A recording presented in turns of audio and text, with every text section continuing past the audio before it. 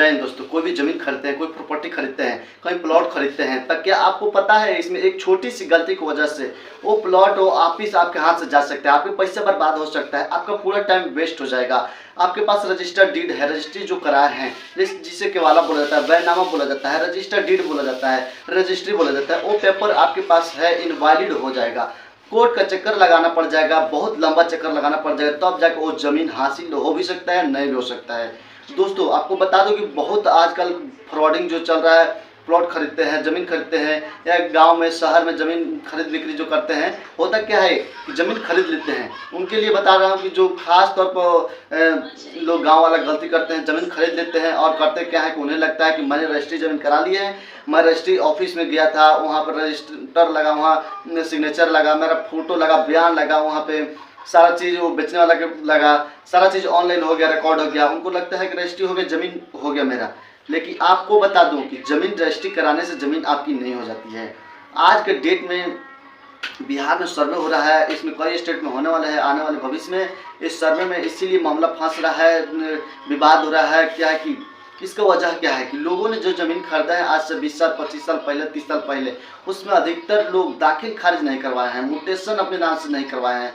क्योंकि म्यूटेशन का मतलब होता है, दाखिल खारिज का मतलब होता है किसी से आप ज़मीन खरीदते हैं, रजिस्ट्री कराते हैं, उसके बाद की प्रक्रिया होती है वो आपको दाखिल खारिज के लिए या म्यूटेशन के लिए अप्लाई करना होता है। अब 5 साल पहले 10 साल पहले क्या प्रक्रिया था कि सारा प्रक्रिया ऑफलाइन थी। और क्या है कि बहुत सारे लोग को जानकारी नहीं था, जिनको जानकारी था उसके लिए अच्छी बात है। बहुत लोग के पास जानकारी नहीं था, तहसील के पास जाना पड़ता था, कर्मचारी के पास जाना पड़ता था, बहुत ज़्यादा समय लगता था, परेशानी बहुत ज़्यादा उठाना पड़ता था, नहीं करा पाते थे रजिस्ट्री, और उसमें केवाला रख लेते थे, रजिस्टर्ड डीड रख लेते थे। म्यूटेशन हो रहा है, म्यूटेशन के समय क्या हो रहा है, जिसके नाम से प्लॉट था तो वो आदमी दावा कर दे रहे हैं क्योंकि आपने म्यूटेशन नहीं कराया, दाखिल खारिज नहीं कराया, ऑनलाइन रिकॉर्ड आपके नाम से नहीं चढ़ा है, गवर्नमेंट सरकार के जो खाता में रहता है वहाँ से नाम नहीं आता। जो विवाद आज बढ़ रहा है, जिसके पास म्यूटेशन दाखिल खारिज नहीं है उनके लिए मैं आपको बता दूं कि सीधे साधा आसान भाषा में रजिस्ट्री आप ज़मीन कराते हैं तो एक बात समझ लीजिए कि आपको उस ज़मीन को उसके बाद बहुत ज़्यादा प्रक्रिया होती है। बस आपका रजिस्टर डीड हो गया, केवाला हो गया, पेपर मिल गया आपके पास। आपको क्या करना होता है, ऑफलाइन होता था तो नहीं करा पाते थे, कोई चेक नहीं करा पाते थे कि विवाद चल रहा है। अभी ऑनलाइन चल रहा है, आपको क्या है कि रजिस्ट्री के 2 दिन बाद 4 दिन बाद या सेम दिन में ही ऑनलाइन प्रक्रिया आप कर सकते हैं। ऑनलाइन दाखिल खारिज के लिए, म्यूटेशन के लिए आवेदन कर सकते हैं।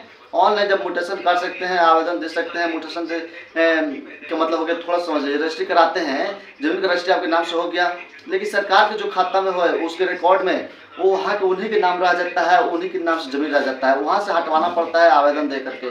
आवेदन दे के जब हटवाते हैं, उनके नाम से कटवा के अपने नाम से करवा के चढ़वाना चाहते हैं तो उसके लिए एक प्रक्रिया होता है।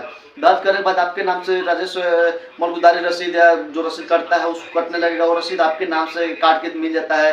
10 दिन 15 दिन 1 महीने की प्रक्रिया लग सकता है। वो रसीद आपके काट के दिया जाता है, जब तक आपको हाथ में रसीद नहीं मिल जाता, ऑनलाइन म्यूटेशन आपके नाम से नहीं चढ़ जाए, तब तक वह ज़मीन आपके नहीं मानी जाती है। इस प्रक्रिया को क्या है कि 12 साल तक नहीं कराते हैं, 12 साल के अंदर में नहीं कराते हैं तो नियम कहता है कि 12 साल के बाद आपका दावा खत्म हो जाता है। अगला व्यक्ति हो सकता है कि किसी और के हाथ से बेच दे और दावा कर दें, उस पर क्लेम कर देता, आपका दिक्कत आ सकती है। उसी ज़मीन को प्राप्त करने के लिए, उसी को म्यूटेशन करने के लिए आपको फिर राजस्व कर्मचारी या तहसील से नोटिस आएगा, फिर आपको कोर्ट से ऑर्डर लेना पड़ेगा, कोर्ट के चक्कर लगाना पड़ेगा। आपका सेटिंग करा के कराते हैं तो अच्छा खासा आपको रकम देना पड़ जाएगा, घूस रिश्वत देना पड़ जाएगा, ब्लैकमेल किया जा सकता है आपके साथ, ज़मीन चल जाएगी। ये नहीं कीजिएगा, इतना पैसा नहीं दीजिएगा तो आपकी ज़मीन चल जाएगी, ये हो जाएगा, वो हो जाएगा, परेशानी बहुत ज़्यादा हो जाएगा। नियम यही कहता है, लॉ यही कहते हैं लोग कि 12 साल के अंदर में ज़मीन का म्यूटेशन हो जाना चाहिए, अन्यथा आपके ज़मीन हाथ से बेची जाएगा।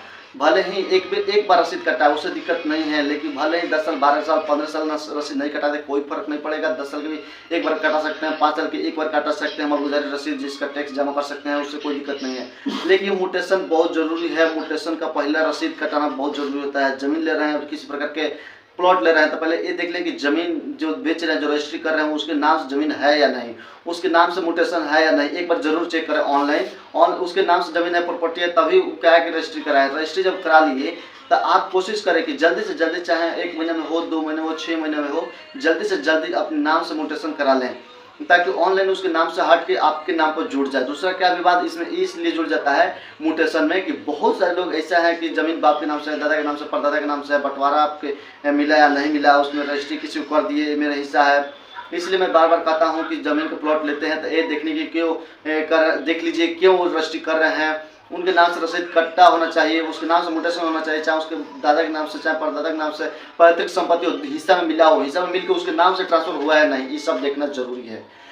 उसके नाम से रसीद कट रहा है, म्यूटेशन हो गया तभी जमीन खरीद, अन्यथा कहे कि आपके वो बोल रहे हैं कि आप मेरा पिताजी के नाम है, दादाजी के नाम है, हिस्सा मिला हुआ है, मैं डायरेक्ट लिख रहा हूँ, तो बोलिए नहीं, आप पहले अपने नाम पर करवाइए, उसके बाद से हम लेंगे। हो सकता है वो झगड़ेलू जमीन हो सकता है वो धोखाधड़ी से बेच रहे हैं अपने भाई से, अपने परदार से, तब पहले बोल दीजिए कि अपने नाम से कराइए, फिर हम ज़मीन को जितना कीमत लगेगा हम दे के ले लेंगे।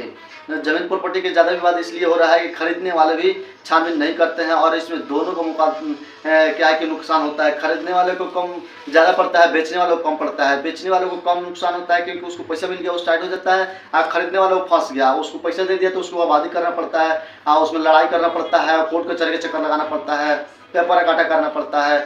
इसी के लेकर इसीलिए खरीदने वालों को ज़्यादा सतर्क रहना चाहिए, खरीदने वालों ज़्यादा छानबीन करें और ज़्यादा ध्यान दें और ज़्यादा गौर करें, ध्यान दें इस टाइम, क्योंकि ऑनलाइन के सिस्टम हो गया और अधिकतर लोग को मालूम नहीं है कि पुराने जनरेशन के जो लोग हैं वो नहीं जान रहे हैं, लेकिन जो नया है वो तो जान लें। अभी एंड्रॉयड फ़ोन है, नेट है आपके पास, आप देख सकते हैं। अगर मेरे हमको फॉलो किए होंगे तो आपको पूरा बात जानकारी होगा, क्योंकि मैं पूरा ज़मीन से रिलेटेड पूरा वीडियो बहुत ज़्यादा बना के रख दिया हूँ, वहाँ से आप पूरा समझ गए होंगे, पूरा स्टेप बाय स्टेप मैं सभी चीज़ के बारे में बता दिया हूँ।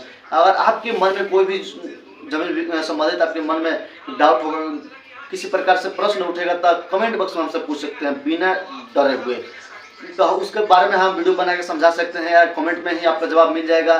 तो चैनल को सब्सक्राइब कर लीजिए, बेल आइकन ऑन कर लीजिए ताकि आपको नोटिफिकेशन टाइम से मिलते रहेगा। और क्या है कि वीडियो को शेयर कर लीजिए सभी दोस्तों के पास। मिलते हैं नेक्स्ट वीडियो में नया टॉपिक के साथ, तब तक के लिए धन्यवाद।